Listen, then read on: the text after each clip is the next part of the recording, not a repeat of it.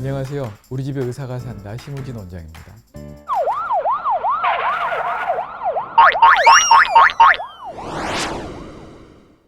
오늘은 좀 재밌는 얘기를 해드릴게요. 질문 아까 있으셨죠? 뭐 했어요? 엑스레이랑 CT랑 초음파, 그리고 MRI 의 차이점이 뭐가 있는지. 아, 그게 궁금하세요? 네.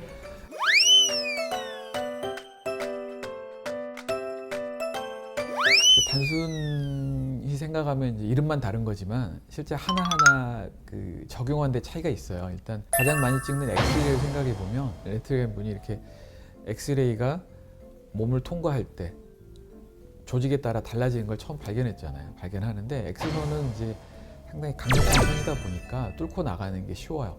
그래서 연조직을 쉽게 뚫고 가거든요. 그러니까 뭐 피부 또는 근육, 장, 뭐 대장, 소장 이런 거 그냥 쑥 뚫고 지나가 버리고 뼈에 걸리면 통과가 안 되죠. 그래서 그림자 밀도가 달라지는 거예요. 사진을 찍었을 때 엑스선 양을 이제 사람이 해롭지 않게 조절하면서 찍었을 때 단순하게 한 장에 앞에서부터 뒤까지 한꺼번에 나오는 게 엑스선이죠. 보통 우리 엑스레이 찍는다 그러잖아요. 이게 단순 엑스레이예요. 근데 이걸로 찍었을 때 보니까 뼈는 잘 나오는데 연조직이 잘 안 나오기도 하고 너무 평면에 나오니까 다른 방법이 없을까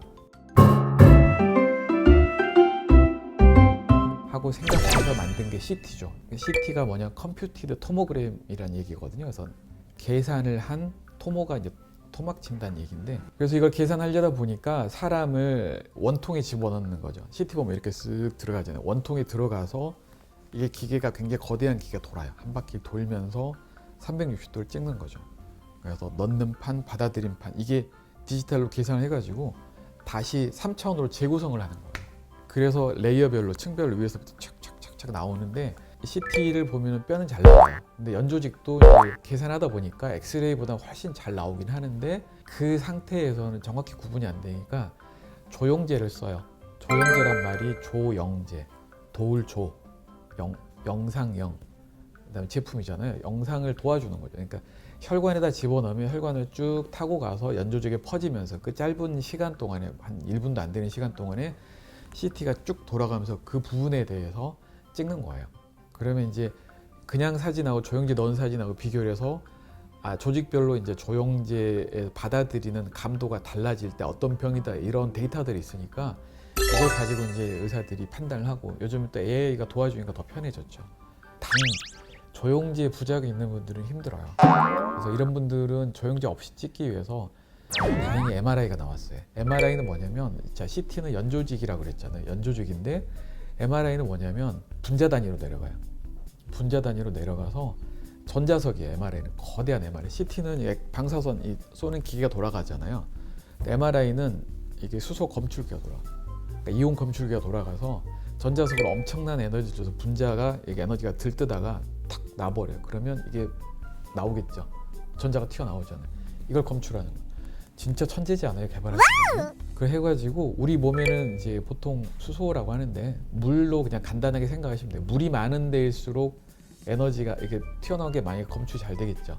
그러니까 물이 없는 조직일수록 안 되는 거예요. 그래서 엑스레이하고 반대로 뼈는 잘 안 나와요. 그래서 MRI하고 CT를 동시에 찍어야 되는 부위들도 있어요. 뼈는 얇은데 연조직이 많으면서 오밀조밀한 부분들, 이런 부분들은 또 MRI, CT 동시에 찍어야 될 수도 있고, 재밌는 게 뭐냐면 CT는 이 찍는 방향만 나오거든요. MRI는 종횡 다 돼요. 모든 방향이. 혈관이 빨리 움직이니까 안 나온단 말이에요. 근데 그거를 빼는 이미지로 계산해버리면 혈관만 따로 뽑기도 해요. 그래서 예전에 혈관 조형 촬영이라고 해서 이렇게 혈관을 뚫고 카세터를 넣어가지고 조영제를 넣어서 막 촬영하고 했는데, 그게 물론 제일 정확하긴 하지만 MRI로 그런 리스크 없이 그냥 쉽게 할 수 있는 거죠. 가격이 문제긴 하지만.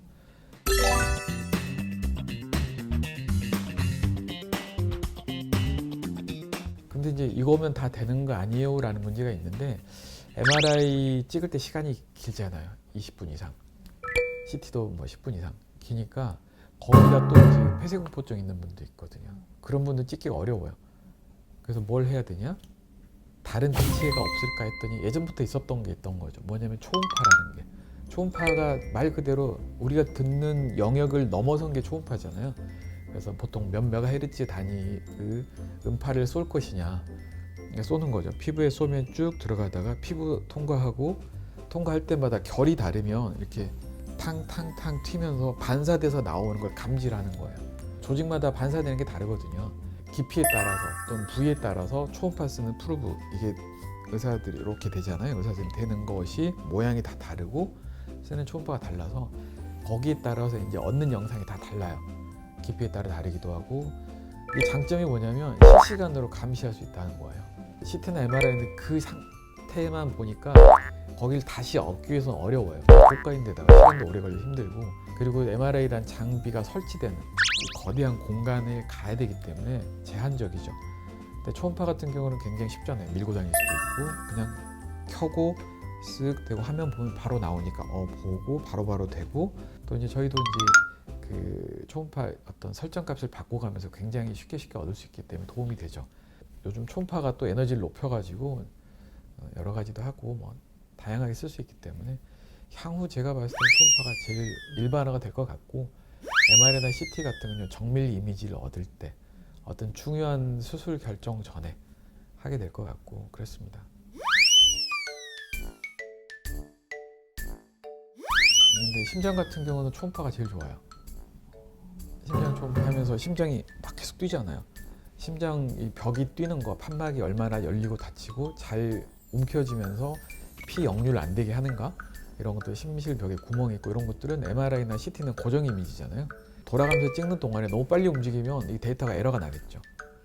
그래서 이제 혈관처럼 휙휙 지나가 버린 건 감지가 안 되니까 그걸 이제 조영지에 써서 채워서 이제 그 반사량을 높여서 계산하는 거고, 그다음에 연조직에서 확대해서 보거나 할 때 뭐 갑상선 같은 경 초음파가 제일 좋죠. 뇌 같은 경우는 MRI를 따라갈 수가 없는 거고, 응급실에 실려왔는데 이 사람 머릿속에 피가 찼는지 안 찼는지 빨리 봐야 되잖아요. 이럴 때 보는 건 단순 엑스레이로는 나올 수가 없어요. 뼈에 둘러싸여서. MRI는 시간도 오래 걸리고 위험하다기보다는 시간이 응급상황이 중요하니까 CT가 제일 도움이 되죠. 특히 이제 척추 같은 경우는 이제 뼈도 있고 연조직도 있잖아요. 그래서 MRI가 가장 도움이 되지만 뼈 모양을 보려면 또 CT를 추가로 찍는 경우도 있고, 그래서 그때그때 의사 선생님 판단에 따라서 전문과의 의사 선생님 그 경험에 따라 달라지는 거거든요.